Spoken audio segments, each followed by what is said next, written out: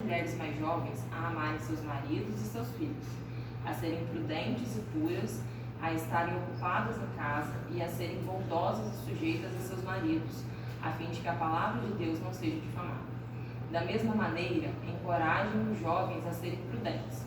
Em tudo, seja você mesmo um exemplo para eles, fazendo boas obras. Em seu ensino, mostre integridade e seriedade. Use linguagem sadia, contra a qual nada se possa dizer, para que aqueles que se opõem a você fiquem envergonhados por não poderem falar mal de nós.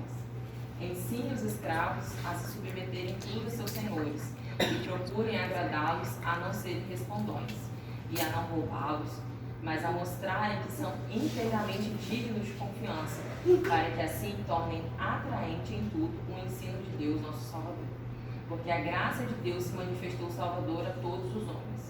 Ela nos ensina a renunciar à impiedade e às paixões mundanas e a viver de maneira sensata, justa e piedosa nesta era presente, enquanto aguardamos a bendita esperança, a gloriosa manifestação de nosso grande Deus e Salvador Jesus Cristo. Ele se entregou por nós, a fim de nos remir de toda maldade e purificar para si mesmo um povo particularmente seu, dedicado à prática de boas obras. Aí aqui a gente vai conversar um pouco sobre o contexto que Paulo escreveu a Tito. Como eu falei, essa carta Paulo escreveu a Tito, e com o propósito de Tito organizar as igrejas em Creta, dele dar autoridade ao ministério de Tito, confrontar as ações dos falsos mestres e instruir os crentes a terem uma conduta cristã apropriada. Creta era uma cidade ali da ilha do mar Mediterrâneo, e os habitantes ali eles eram conhecidos por terem uma má conduta. Então, Paulo, ele deu a Tito ensinamento direcionado aos homens velhos, aos homens jovens, às mulheres mais velhas, e ele instruiu a Tito a ensinar as mulheres mais velhas a ensinarem as mulheres mais jovens. Então, assim, Tito não vai ensinar diretamente as mulheres jovens, ele vai ensinar as mulheres mais velhas a ensinar as mulheres mais jovens. Isso pode, de alguma forma, levar em consideração que Paulo falou isso para Tito como uma forma de Tito não ter um tipo de tentação ensinando as mulheres mais jovens. Mas, ao mesmo tempo, isso seria para aproveitar os dons de ensino que as mulheres mais velhas teriam para ensinar as mulheres mais jovens, E a preocupação primordial de Paulo, ao longo de toda essa sessão, era de que o comportamento cristão deveria refletir positivamente o Evangelho. Hernandes Dias Lopes vai dizer que a chave desse capítulo é a doutrina e a vida, elas devem harmonizar-se. E ele continua dizendo: não há nada mais escandaloso do que alguém professar uma coisa e viver outra, ser exigente com os outros e indulgente consigo mesmo. Então, Hernandes, comentando esse capítulo de Tito, ele diz, vou repetir: não há nada mais escandaloso do que alguém professar uma coisa e viver outra, ser exigente com os outros e indulgente consigo mesmo. Então, Paulo tinha uma preocupação com aqueles cristãos ali, de que eles professassem a Cristo, mas que eles também vivessem o que eles estavam professando, Então, se a gente professa que crê em Cristo e não vive isso, Hernandes vai dizer que não há nada mais escandaloso do que isso, Então, de fato, isso é algo para a gente se atentar e para a gente pedir a Deus que a gente viva dessa forma.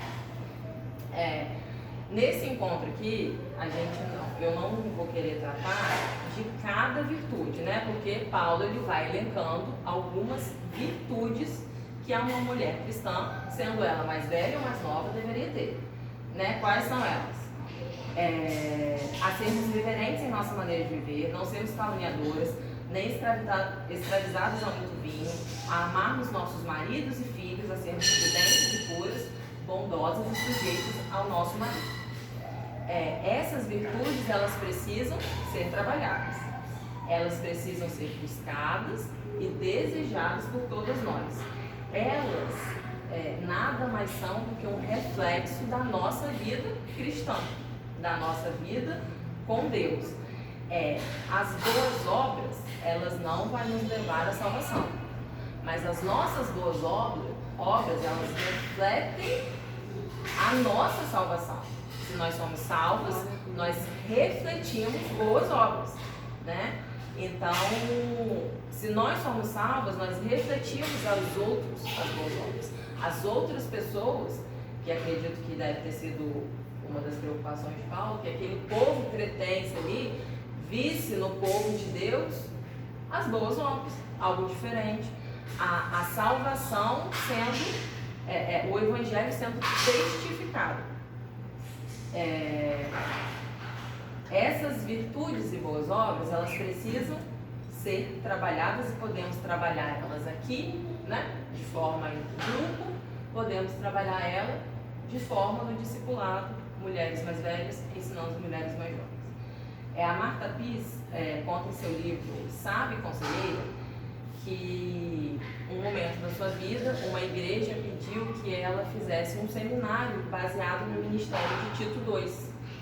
E ela falou que ela entendeu que ao invés dela focar no ministério, ela focaria em ser a mulher de Tito II. Então, ao invés dela focar somente no ministério, ela pensou, eu vou ser primeiro essa mulher de Tito II e depois eu vou me dedicar ao ministério. Então ela diz assim: parecia-me que toda mulher crente, independente de sua idade ou estado civil, deveria aspirar a tornar-se uma mulher sábia e conselheira, como a mulher descrita em Tito II. Então aqui nós temos primeiro um padrão de feminilidade bíblica. Nós temos um padrão descrito aqui que nós temos que seguir como mulheres, né? Só que antes de qualquer coisa, e isso é para qualquer cristão, nós devemos primeiro querer nos assemelhar a Jesus. Nós devemos primeiro querer conhecer a Jesus. Nós devemos querer nos espelhar em Jesus. E vou perguntar algumas coisas que para cristãs parecem um pouco óbvias. E pergunto para mim mesma, nós sabemos quem é Jesus? Sabemos quem Ele é? Sabemos de onde viemos? Sabemos aonde estamos? E sabemos para onde vamos? Será que realmente sabemos disso? Será que sabemos a história desde o início? Uma história de redenção, uma história de resgate de um povo. Sabemos aonde Deus nos colocou hoje e para o que Ele quer de nós hoje aqui? Sabemos para onde vamos amanhã? Para onde estaremos daqui a 10 anos? Sabemos, estaremos de fato com o nosso Salvador quando Ele nos chamar? Sabemos isso? Então, assim, são perguntas, eu acho que cruciais para a nossa vida cristã. E o que acontece muitas vezes é que a gente se acostuma tanto a esse relacionamento superficial que hoje paira na nossa sociedade, um relacionamento tão superficial que a gente tem vivido, que a gente leva esse relacionamento para Deus também.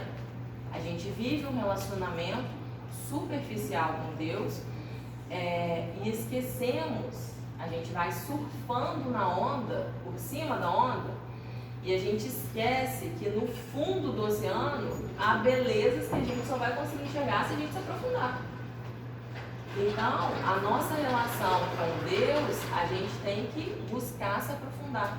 A gente precisa buscar se aprofundar, porque senão a gente não vai conhecer nem tudo. É claro que a gente, por mais que a gente busque, a gente não vai conhecer 100% quem é Deus. Ele se revela de nós, né, de forma como Ele quer.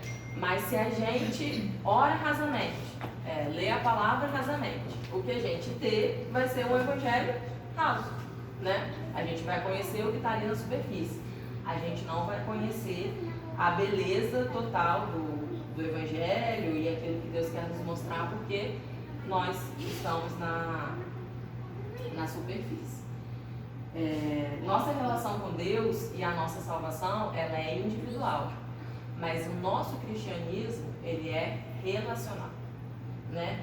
A gente já ouviu muitas vezes aqui, e acredito que de outras formas, que a vida cristã, ela não é sozinha, ela não é uma vida isolada, ela é uma vida em conjunto. Essas virtudes que Paulo cita, elas devem ser tratadas em programações como essa e também tratadas no ambiente de discipulado. Elas devem ser tratadas quando a gente olha para a vida do outro, quando a gente vê como o nosso irmão em Cristo vive no seu dia a dia. E elas devem ser tratadas nesse contexto de mulheres mais velhas e mulheres mais jovens. Paulo disse a Tito, nos versículos 3 e 4, eu vou pegar só umas partes. Ensine as mulheres mais velhas. Aí ele continua dando as virtudes e depois fala assim, a serem capazes de ensinar o que é bom. Assim poderão orientar as mulheres mais jovens. Essa expressão, ensine as mulheres mais velhas a serem capazes de ensinar o que é bom, tem outras versões da Bíblia, ela está usada que sejam mestras do bem. É uma tradução feita de acordo com o grego, que ela não é levada a uma instrução formal. Ela é levada a um conselho e a um encorajamento que elas podem dar no particular, tanto em palavras quanto em vida e em exemplo. Então, o que Paulo está falando aqui não é um ensino formal, não é um ensino categorizado, mas é um ensino que desenvolve o viver.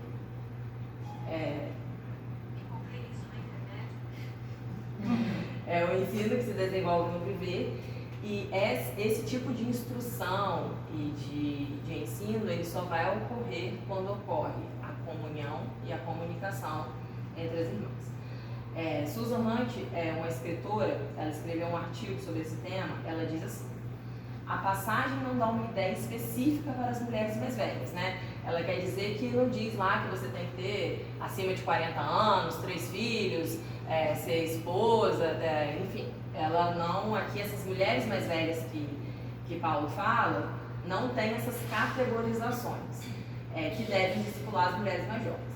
Dado o conteúdo do que elas devem ensinar, suas principais qualificações devem se concentrar na maturidade espiritual. É claro que a idade cronológica fornece experiências de vida e perspectivas que são valiosas, mas a verdade é que toda mulher e menina cristã deve se considerar tanto uma mulher mais velha quanto uma mulher mais jovem. Devemos buscar mulheres que podem nos encorajar e capacitar para viver para a glória de Deus, mesmo que busquemos discipular outras mulheres na feminilidade bíblica. Deve existir em nós um esforço intencional. E quando eu falo aqui intencional, eu não estou falando de algo falso ou de algo imposto. Eu estou falando da gente ir e buscar essas irmãs. Ou de forma humilde, a gente ir e buscar ser discipulado. Essa intenção deve ser algo que nos faça agir. E não a gente sentar e esperar que, já que ninguém quer me discipular, então deixa quieto. Já que eu não estou vendo aqui, eu estou olhando quem eu quero discipular, não estou vendo aqui quem eu quero, então deixa quieto. Então aqui, esse intencional, esse relacionamento intencional, deve ser um relacionamento de compaixão com o outro para a gente discipular e tanto de humildade para a gente pedir a alguém que nos discipule, né? E como ela disse aqui, nós devemos ao mesmo tempo ser mulheres mais velhas que ensinam, também mulheres mais jovens que aprendem, porque ninguém é tão velho que não possa aprender, né? E o que precisamos encarar como uma verdade é que todas nós, cristãs, mulheres de Cristo, todas nós que somos salvas, nós temos dons espirituais dados por Deus para empregarmos no seu reino. Deus nos chamou e nos deu dons para que possamos trabalhar para Ele. E Deus não deu o dom da outra irmã para você. Deus deu o dom seu para você. Se eu quiser ir lá na frente no culto e cantar, não vai sobrar uma igreja, porque Deus não me deu o dom de cantar. Queria muito, queria cantar, mas Deus não me deu esse dom. Já olhei muito para irmãs que cantam maravilhosamente bem e falei assim, meu Deus, como que eu queria ter uma afinação dessa, mas eu não tenho, né? Então, assim, às vezes a gente, se eu cantasse, eu ia participar do ministério do louvor, se eu pudesse, mas a gente às vezes fica olhando o dom do outro e colocando isso como desculpa, como a gente não tem aquele dom, então a gente não faz, né? Só que a gente deve se perguntar, olhar pra gente, porque Deus nos deu uma personalidade, e nos deu personalidades diferentes e distintas. Cada uma de nós aqui somos diferentes. E assim, se eu fosse mais comunicativo, eu faria isso. Se eu fosse, mas no seu jeito comunicativo ou mais tímido, o que a gente se pergunta, ou que a gente pergunta para Deus que Ele quer que a gente faça? Mesmo com a minha timidez, ou não sou tão espontânea, não sou tão simpática, mas Deus nos fez assim, né? E personalidade é diferente de pecado, né? Porque às vezes a gente confunde personalidade, pecado, personalidade. Mas nós temos uma personalidade imputada por Deus e nós devemos usar ela para a glória dele. Deus nos deu dons. Às vezes a gente trabalha com alguma coisa lá no nosso trabalho e às vezes a gente não consegue enxergar que aquilo que a gente faz lá, a gente consegue fazer na igreja. Se eu sou, de repente, organizada no meu trabalho, eu mexo com organização de documentos, eu posso ser uma secretária. Só que a gente não consegue enxergar, porque às vezes a gente foca tanto no dom do outro, que a gente queria tanto ser aquilo, que a gente esquece dos dons que Deus nos deu e que a gente pode empregar no reino de Deus. A verdade é que toda mulher da igreja, não importa a idade, precisa usar os dons para construir relacionamentos interpessoais que são mutuamente edificantes. A Elise Fitzpatrick, eu acho que é assim, em seu livro Sem Medo da Minha Idade, ela vai dizer assim: os membros individuais da igreja utilizam seus dons excepcionais dentro da estrutura de uma personalidade para promover o crescimento espiritual da noiva de Cristo e para dar testemunho dele no mundo. Ou seja, nós fazemos parte de um corpo. E um corpo, o braço não pode querer fazer o trabalho do coração. O coração não pode fazer o trabalho do útero, né? E assim sucessivamente. Cada um vai ter o seu trabalho ali, o seu dom, aquilo que Deus o chamou. Se a gente não sabe aquilo que Deus o chamou, nós precisamos orar por isso e precisamos perguntar a Deus o que Ele quer que a gente faça dentro do contexto do reino dele, né? Então, se nós fazemos parte de um corpo, cada membro tem a sua função para que o corpo permaneça saudável, né? Se eu me tiro um braço aqui, eu vou ter que fazer uma cirurgia, eu vou ter que fazer uma série de coisas, né? Porque eu já não vou ser 100% saudável, porque eu tenho menos de um braço. Então, cada órgão e parte do nosso corpo tem uma função específica. E obviamente que a gente sempre fala disso, a gente sempre ouve que não há vida fora do corpo. Um braço tirado, ele vai desfalecer, ele não vai viver fora do corpo, né? Não há cristianismo sem relacionamento, não há cristianismo sem igreja, não há cristianismo sem comunhão com os irmãos. Aí agora a gente vai.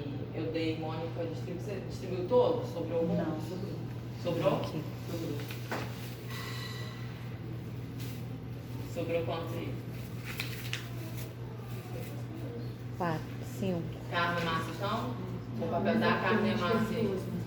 Ah, Todo mundo tá com papelzinho? Eu tô com 4. Calma, fica com 2.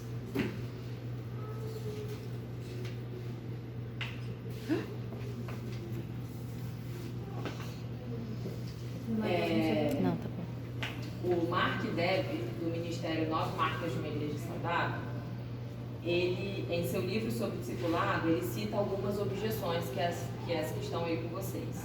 E para cada objeção sobre as dificuldades de fazer discípulos, ele dá uma resposta. Então a gente vai ler agora. Quem tiver com objeção 1 pode ler. Esse discipulador não é o ideal. Quem está com a resposta 1? Tampouco você o é. Olha, não sou eu que estou respondendo. Gente, tinha que cair pra mim, né? Você é atrevida, hein? Tampouco você o é. Deus é o único perfeito nessa equação. Ele recebe a glória ao usar vasos imperfeitos, como você e eu. Quanto mais humilde você for, mais descobrirá que precisa aprender com qualquer outro discípulo autêntico. Objeção 2.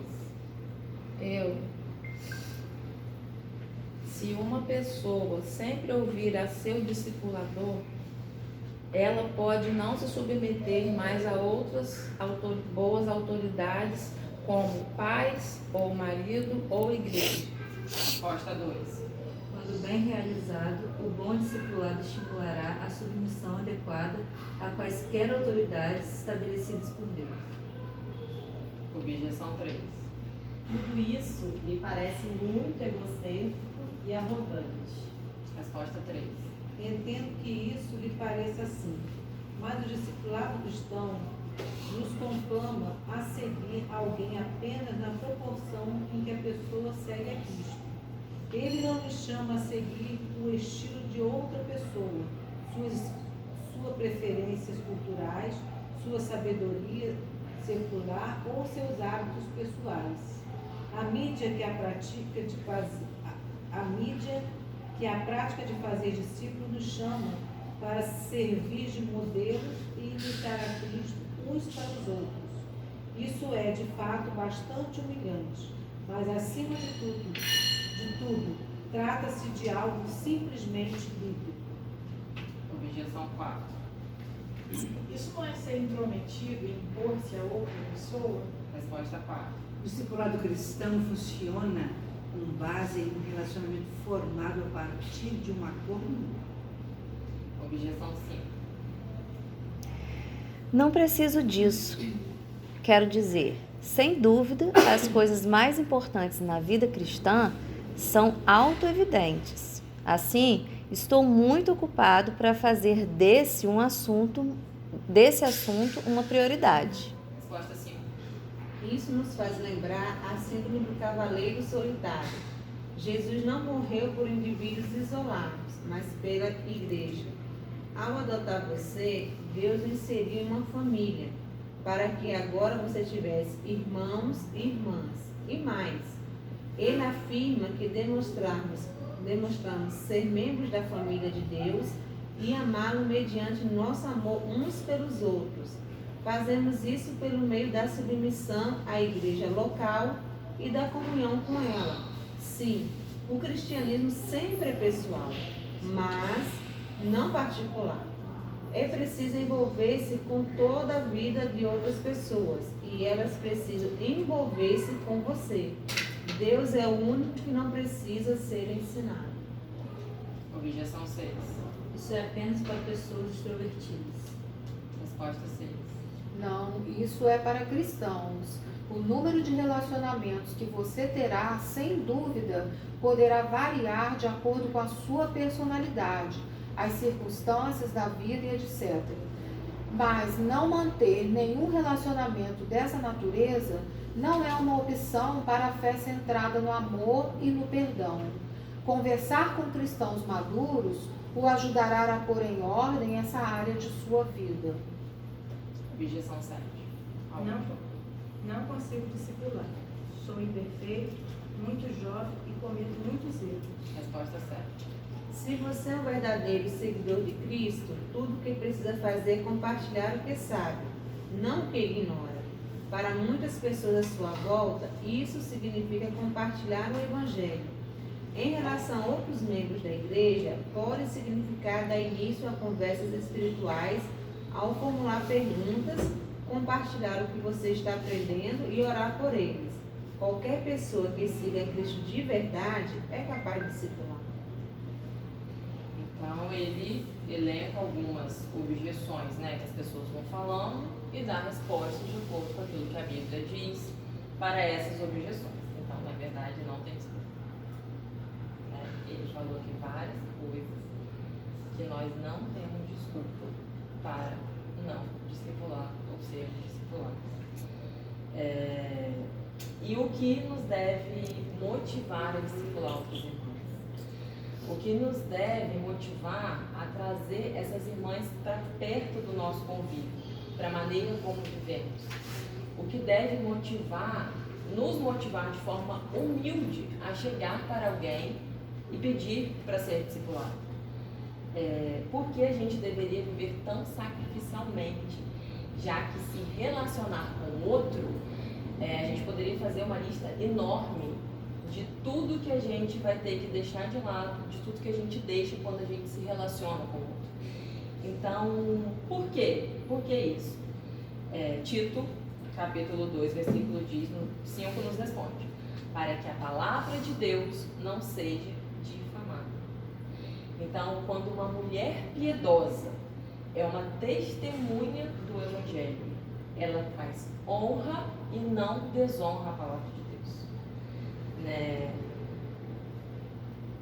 E esse desejo de não difamar a palavra de Deus vem também do próprio Evangelho. Como é dito no mesmo capítulo 2, eu vou ler aqui, do 11 ao 14. Porque a graça de Deus se manifestou salvadora a todos os homens. Ela nos ensina a renunciar à impiedade e às paixões mundanas e a viver de maneira sensata, justa e piedosa nesta era presente. Enquanto aguardamos a bendita esperança, a gloriosa manifestação de nosso grande Deus e Salvador Jesus Cristo. Ele se entregou por nós, a fim de nos remir de toda maldade e purificar para si mesmo um povo particularmente seu, dedicado à prática de boas obras. Então, nós temos que fazer o nosso trabalho, mas nós temos que lembrar que quem realiza a obra na vida do outro é Jesus. E, na verdade, não só na vida do outro, na nossa vida também. Porque quando a gente se empenha para discipular o outro, para acompanhar, Deus muda o nosso viver. Se Deus não vai mudar o outro por algum motivo que Ele não muda, Ele vai nos moldar, né? E continua o trechinho ali, falando de quem realiza a obra na vida do nosso irmão Jesus, porque Ele se entregou por nós a fim de nos remir de toda maldade e purificar para si um povo particularmente seu, né? E a Susan Hunt, ela vai dizer: é apenas o poder do Evangelho que pode transformar pecadores egocêntricos em discípulos cristocêntricos. E uma das maravilhas do discipulado guiado pelo Evangelho é que, mesmo que não vejamos essa transformação acontecer no discípulo, ela acontecerá em nós quando discipulamos o outro. Eu vou ler aqui um pouquinho grande só, uma exemplificação aqui que o Mark Dever dá de uma mulher, de uma esposa de um pastor que pastoreou com ele. E eu acho que vai, assim, fechar tudo que a gente conversou aqui, porque ela dá uma explicação bem rotineira e cotidiana de uma experiência que ela passou sobre essa questão do discipulado. Ele diz assim: Erin Weller, esposa de Brad, que pastoreou comigo em Washington, antes de assumir uma igreja em outro lugar, refletiu em um artigo do Ministério Nove Marcas sobre como foi obrigada a aprender essas lições naquele momento. Uma frequentadora da igreja apareceu na casa dela esperando ser discipulada. Erin a recebeu, fechou a porta e pensou consigo mesma: estou um caco. Não tenho ideia do que estou fazendo aqui. Com certeza não tenho nada a ensinar hoje, com meus filhos bagunceiros e meu coração indisposto com meu marido. Eu não deveria ensinar a ninguém. Sou eu que necessito ser discipulado. Deus, o que o Senhor quer que eu faça? Deus, no entanto, em breve ensinaria a Aaron, por meio de situações como essa, que ele usaria sua fraqueza tanto quanto sua força. As mulheres mais novas na fé precisavam de alguém que lhes ensinasse o significado de amar a Deus de todo o coração, alma, mente e forças, não só nos bons momentos, mas nos períodos desafiadores. Aaron explica. Ao discipular, eu tentava instruir as mulheres e lhes fazer perguntas, comentar sobre livros e orar. Porém, elas depois me disseram que muitas vezes o melhor ensino proveio do simples ato de me observar. Viam Deus usar minha fraqueza na luta por paciência, quando o dia havia me desgastado. Observavam-me batalhar para amar meu marido depois de compartilhar minhas dificuldades com as exigências competitivas do ministério.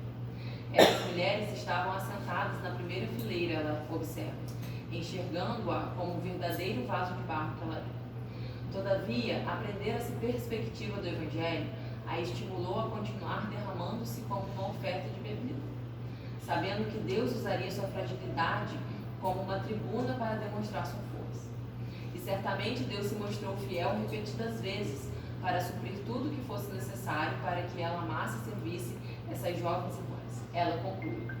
Anos depois, Deus trouxe à igreja uma nova amiga e irmã que viria para me fazer companhia nas tardes de sábado, em que meu marido estava ocupado com a preparação do sermão. Toda vez que ela vinha, parecia que alguma coisa andava errada, desde um ataque de fúria em um dos meus filhos, até o entupimento de um vaso sanitário. Em uma dessas ocasiões, olhei para ela com um sorriso confiante no compasso perfeito do Senhor e disse: sabe, Deus deve amar você de verdade para deixá-la ver tudo isso. Esta é a nossa confiança. Não que tenhamos um lar perfeito e crianças bem comportadas, mas que o Espírito de Deus age em meio a toda essa bagunça. Mesmo em nossa fraqueza, Deus usa as nossas palavras para repreender os preguiçosos, estimular os tímidos, consolar os fracos e usar de paciência para com todos, tudo para a sua grande glória. Aqui está um exemplo, assim, na prática, né, de que como situações cotidianas em que a gente vive rotineiramente, diariamente, que a gente, mas que a gente tenta, né, quando falta paciência, a gente volta, pede perdão, e vai ter mais um dia, mais uma oportunidade para a gente ter paciência de novo. Então, essa busca que nós devemos ter como cristãos, de estar buscando a ser seguidores de Cristo, ser de forma como Ele quer que nós sejamos, isso deve encorajar outras irmãs a fazerem o mesmo que nós, né? E Mark Dever conclui: não discipulamos apenas com nossa força, mas também com nossa fraqueza. Fazer discípulos não é uma atividade de especialistas e técnicos, como dizia o antigo bordão.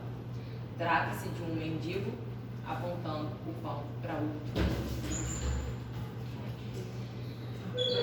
Então, eu vou finalizando, e depois a gente conversar sobre esses assuntos aqui, tudo que a gente falou.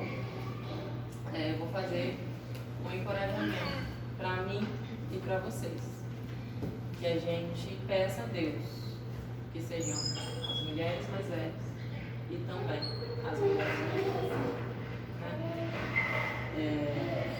E que encontros assim seja apenas um complemento daquilo que a gente vive na nossa vida diária com os nossos irmãos. Amém? Amém. Vamos orar? Senhor, nós chegamos aqui, te agradecemos, Deus. O Senhor está presente aqui. Deus, te agradecemos porque o Senhor é um Deus pessoal, um Deus próximo a nós, um Deus que se preocupa com as nossas lutas, ó Deus, Deus que nos conhece. Ó Deus, nós te louvamos por presente hoje. Ó Deus, e pedimos, ó Deus, que tudo que foi falado aqui, o Senhor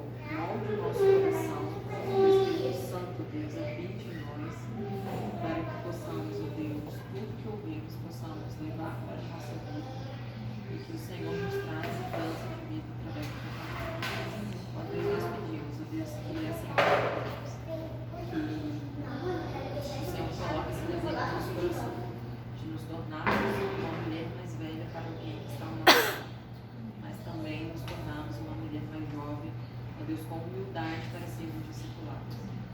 Ó Deus, nos envia, Senhor, mulheres maduras, ó Deus, e que possamos buscar ser essas mulheres maduras na fé, para ensinarmos nossas irmãs em Cristo.